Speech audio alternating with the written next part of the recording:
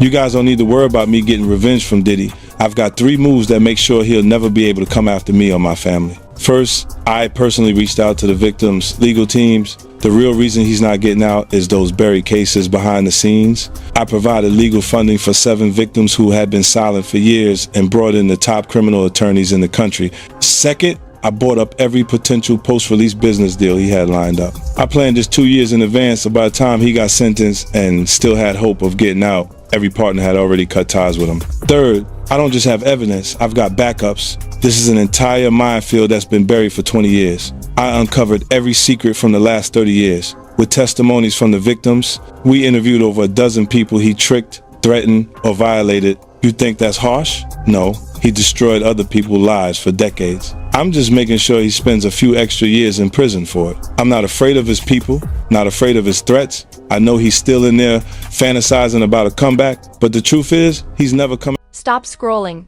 because this isn't a regular expose. This is Hollywood flinching in real time. 50 Cent has allegedly revealed hidden truths about Diddy and Will Smith in a bombshell moment that didn't just trend. It made the industry suddenly very quiet. And when Hollywood goes quiet, it's never because nothing happened. It's because something landed too close to home. This isn't gossip screamed into a microphone. This is the kind of slow, calculated reveal that rearranges stories people thought were already handled. The kind that makes publicists check calendars, lawyers reread old emails, and celebrities suddenly remember they're taking a break from interviews. According to online reactions, 50 Cent's latest reveal doesn't accuse loudly, it connects dots. And connecting dots is way more dangerous than throwing punches. Because once people see a pattern, you can't unsee it. This makes the Kardashians look like they settle scandals with scented candles and apology fonts. Because when names like Diddy and Will Smith get pulled into the same uncomfortable conversation, Hollywood doesn't argue. It recalculates. Is this truth? Is this narrative warfare? Or is this the moment old stories stop being protected by silence? Either way, one thing is undeniable. Something shifted. And once the ground moves, nothing stands the same. This didn't land like a normal reveal. It landed like a pause in the room where everyone suddenly checks their posture. The moment. Word spread that 50 Cent was revealing what he framed as hidden truths involving Diddy and Will Smith. Hollywood didn't respond with outrage or denial. It responded with restraint. And restraint, in this business, usually means someone felt seen. Because 50 Cent doesn't shout accusations and walk away. He rearranges context. He lines up moments people already know, tilts them slightly, and lets the audience feel the discomfort of recognizing a pattern. According to early reactions, this bombshell wasn't about a single claim. It was about reframing stories that were rushed to closure and politely shelved. The background makes this combustible. Diddy's name carries institutional gravity. Decades of influence, power, and access that extend beyond music into culture itself. He represents an era where proximity meant protection and silence was currency. Will Smith's public identity is different but equally fortified, built on likability, redemption arcs, and a brand so carefully curated that even setbacks were managed into lessons. 2 different lanes, both guarded. So, when both names allegedly enter the same uncomfortable narrative space, Hollywood doesn't debate, it recalibrates.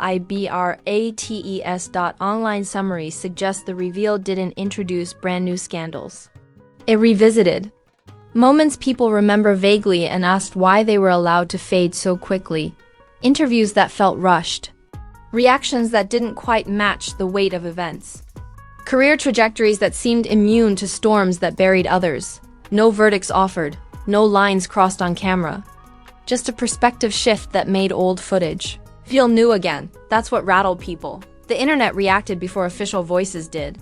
Some viewers accused 50 Cent of stirring controversy for attention, calling it calculated chaos dressed as commentary.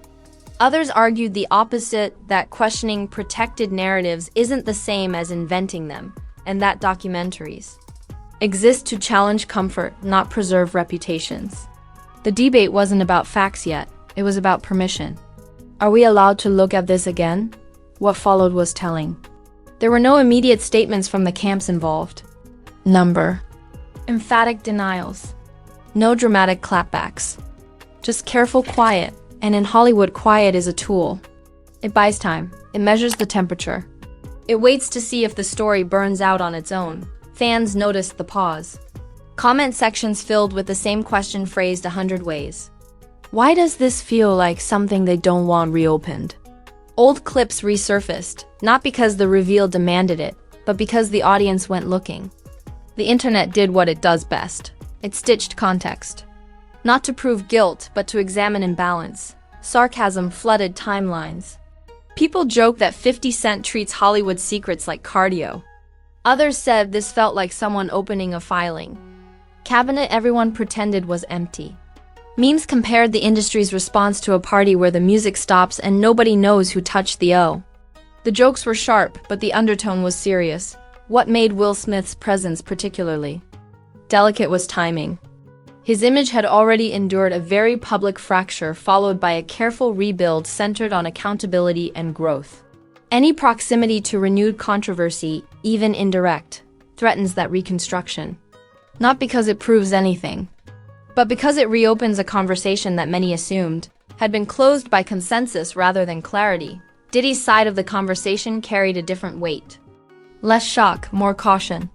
His influence represents a structure, not just a person. When narratives brush against structures, the industry instinctively tightens ranks. Not to attack, but to stabilize. The goal isn't rebuttal. It's containment. The reveal also shifted how people talked about power. Viewers began asking why certain stories get expedited to closure while others are endlessly relitigated. Why some careers rebound overnight while others never recover. Why moving on seems to benefit the same names again and again. These weren't accusations, they were observations. And observations, once shared widely, don't disappear. Behind the scenes, the response appeared measured. Interviews got postponed, language softened. People spoke in generalities. When celebrities suddenly become vague, it's usually because specificity carries risk. Silence became the loudest signal, and audiences read it as confirmation that something landed closer than expected. The most disruptive element wasn't what was said, it was what couldn't be unseen. Perspective, once shifted, becomes a filter. Old interviews replay differently, past reactions feel incomplete. Moments once labeled handled feel rushed. And that's when a narrative stops belonging to PR and starts belonging to memory. By the end of the first wave, it was clear this wasn't designed to end anything. It wasn't a verdict or a confession. It was an opening lens, a reminder that history is often curated, not complete. The backlash against 50 Cent softened as the conversation outgrew him. People stopped asking why he did it and started asking why these questions felt so dangerous to ask in the first place. And that's the point where Hollywood blinked. Not because a bomb exploded, but because the ground shifted just enough to feel unstable. When audiences begin to question immunity rather than individuals, control gets slippery. This wasn't a conclusion. It was a destabilizer. A reframing that made familiar stories feel unfinished. And once a story feels unfinished, it demands attention again. Whether the industry is ready or not, everyone watching could feel it. This wasn't the end of the conversation. It was the moment the conversation stopped pretending certain pages were missing. Once the reveal escaped the initial circle and hit the wider internet, the mood didn't just shift, it fractured. This stopped behaving like a documentary discussion and started acting like a stress test for Hollywood's memory. Timelines moved fast, then froze. Group chats went quiet, then erupted. People who usually talk freely suddenly discovered the art of speaking in riddles. And that's always the tell. The memes arrive before the explanations. Because memes are how the internet processes discomfort.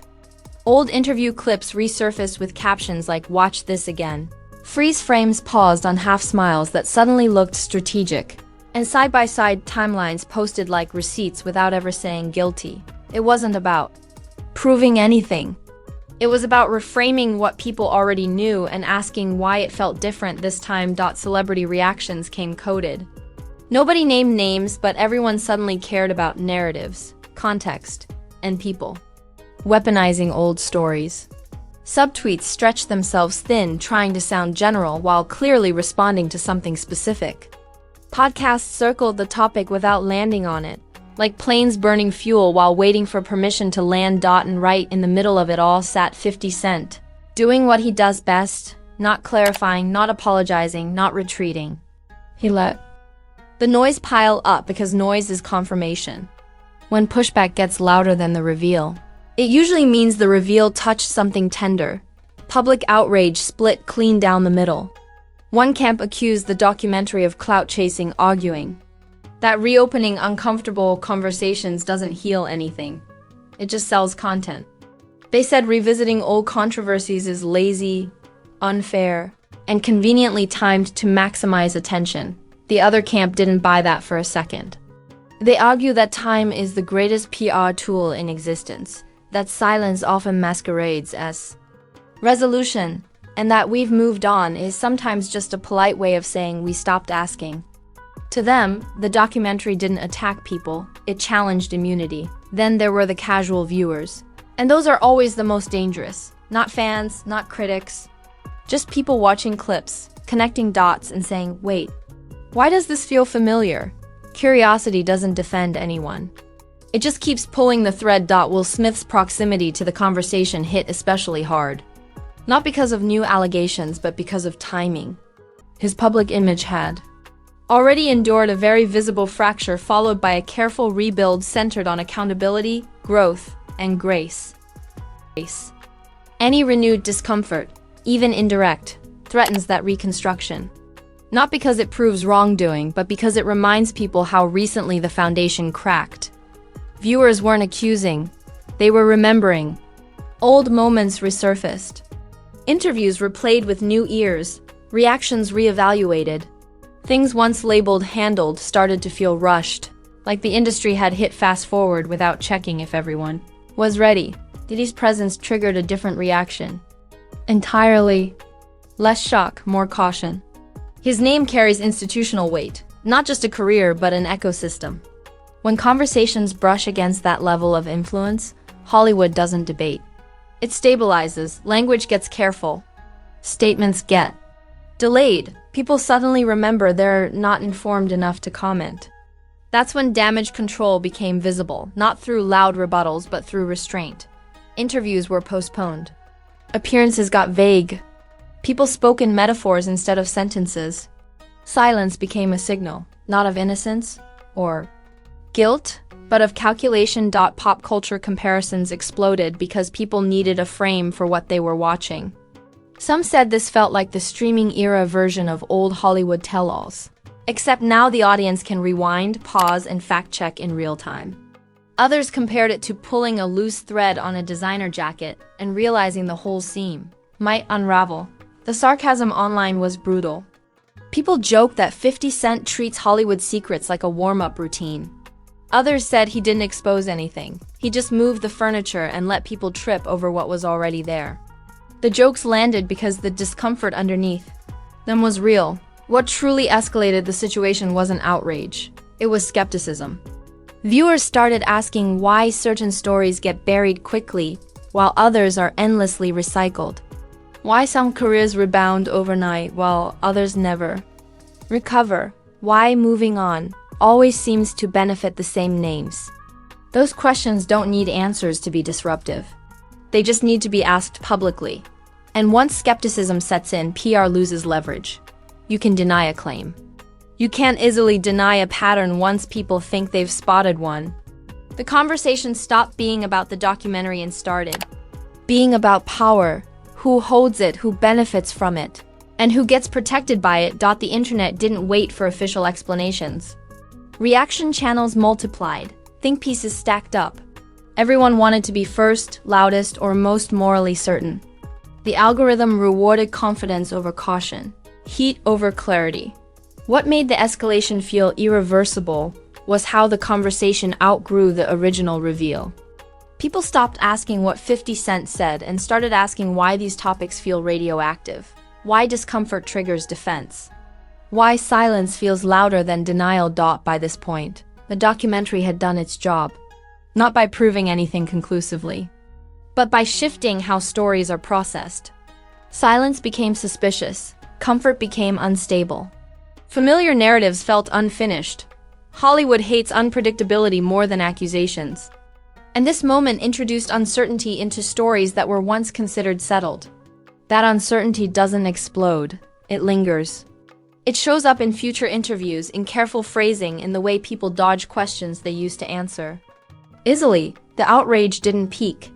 It spread into podcasts, reaction videos, comment sections where people weren't asking, "Is this true?" But why were we told to stop asking? And that's when control of the narrative slipped, because once audiences start questioning the rules of silence, the story no longer belongs to the documentary. It belongs to collective memory being re-examined in public. Everyone could feel it. This wasn't about one filmmaker or one reveal anymore. This was about Hollywood realizing that some doors don't stay closed just because they've been ignored long enough. And as the conversation kept expanding, one thing became clear: the fallout wouldn't be immediate. It would be slow, uncomfortable, and impossible to fully contain. Because when narratives crack, they don't shatter all at once.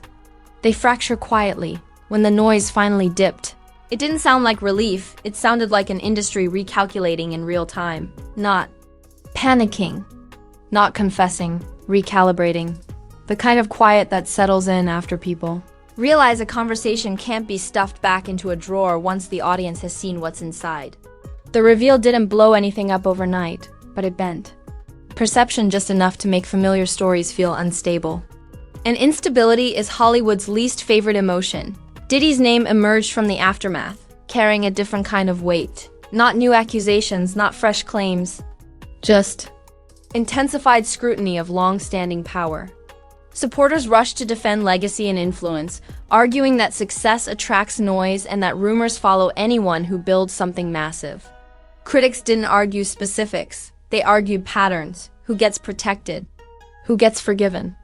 Who gets rushed to closure while others get stuck in permanent suspicion? Patterns don't need verdicts to feel uncomfortable. And that discomfort lingered. Will Smith's position felt more fragile, not because of what was said, but because of when it was said. His image had already survived a very public fracture, followed by a carefully managed rebuild that leaned heavily on accountability, humility, and time. The documentary's ripple effect didn't accuse him of anything concrete. It simply placed him back into a conversation many assumed had been resolved by consensus rather than clarity. And once that door reopens, even slightly, it changes how people listen. What followed wasn't outrage, it was unease. Interviews became cautious, language softened. People answered questions with generalities instead of sentences. When celebrities suddenly get vague, it's usually because specificity carries risk. Silence wasn't defensive. It was strategic. Wait it out. Measure the temperature. Let the algorithm move on. Behind the scenes, consequences arrived quietly, not cancellations. Not headlines cooling, invitations paused, projects got reconsidered. Conversations happened without announcements. In modern Hollywood, reputations don't collapse publicly anymore. They cool privately. And cooling can last longer than outrage ever does. Public perception kept evolving in slow motion. Casual viewers who clicked out of curiosity stayed because something felt unfinished. They weren't convinced of wrongdoing, they were convinced of imbalance, of selective outrage, of a system that forgives some names faster than others. That realization doesn't trend forever, but it sticks. It shows up later when a news story breaks and people remember how this one was handled. The internet, predictably, moved on to the next headline, but not completely. This moment became a reference point. Anytime power, protection, or image control enters the conversation, people circle back to this reveal and ask the same quiet question: why did this make everyone so uncomfortable? The documentary didn't become a verdict. It became a lens. The backlash against 50 Cent softened over time, not because critics changed their minds, but because the conversation outgrew him. He stopped being the headline. The system did. People stopped asking why he made the documentary and started asking why certain stories are considered off-limits in the first place. That's when the narrative truly shifted from personalities To power, from scandal to immunity, Hollywood hates unpredictability more than accusations. And this moment introduced uncertainty into narratives once treated as settled. Uncertainty doesn't explode. It lingers. It shows up in careful phrasing, in delayed responses, in the way people dodge questions they use to answer easily. It reshapes how future controversies are received, even when they seem unrelated. No official reckoning followed. No dramatic apologies, no curtain call. Just a subtle change in tone across the industry. And that's how you know something landed. When the response isn't loud, it's careful. When the reaction isn't denial, it's distance. The most ironic part is that the reveal didn't claim to be definitive. It didn't promise truth with a capital T, it offered perspective. And perspective, once absorbed, becomes part of how audiences process everything that comes next. Old interviews replay differently. Past reactions feel incomplete. Moments once labeled handled start to feel rushed. As weeks passed, the heat cooled but the questions stayed warm. Why were certain stories expedited to closure? Why did some narratives get softened while others were sharpened? Who decides when the public is ready to move on? Those questions don't need answers to be disruptive. They just need to be asked out loud.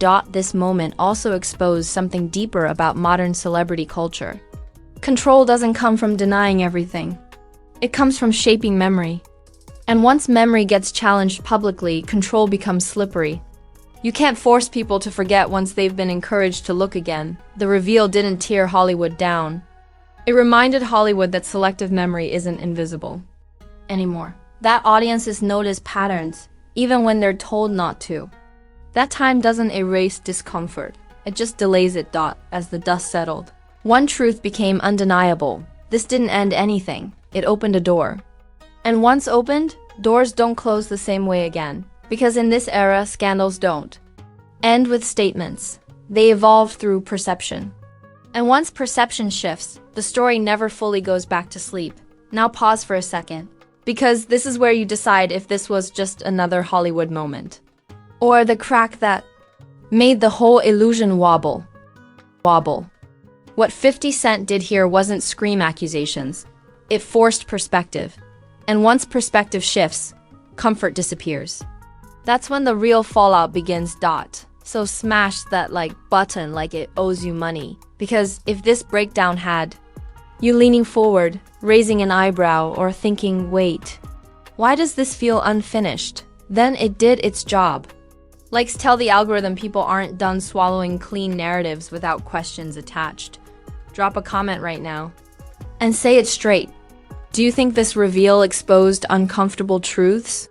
Stirred old stories for attention? Or cracked open conversations Hollywood keeps locking behind velvet ropes? No fence sitting. Say it with your chest because the comment section is where the real investigation happens, not impress statements. And if you're new here, hit that subscribe button immediately. Not later, not after the next scandal, right now. Because this channel doesn't just repeat headlines. We dissect power, decode patterns, and call out why some stories vanish while others get buried alive. Turn on notifications too, because Hollywood scandals don't come with trailers. They leak quietly, explode suddenly, and get spun even faster.